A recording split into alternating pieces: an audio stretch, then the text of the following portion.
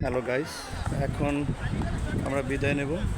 সূর্যাস্ত আমাদের দেখা শেষ, আর কিছুক্ষণ পরে আমাদের গাড়ি ছেড়ে দিবে।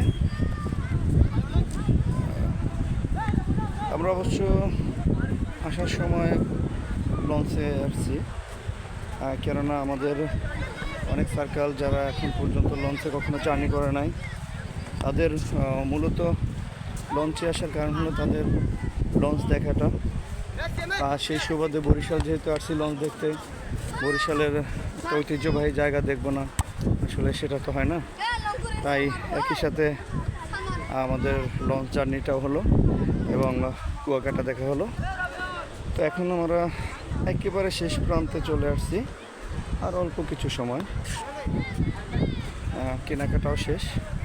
এখন আমরা চলে যাচ্ছি। এই যে অনেক মানুষ এখানে, আমরা যাচ্ছি যে সামনে,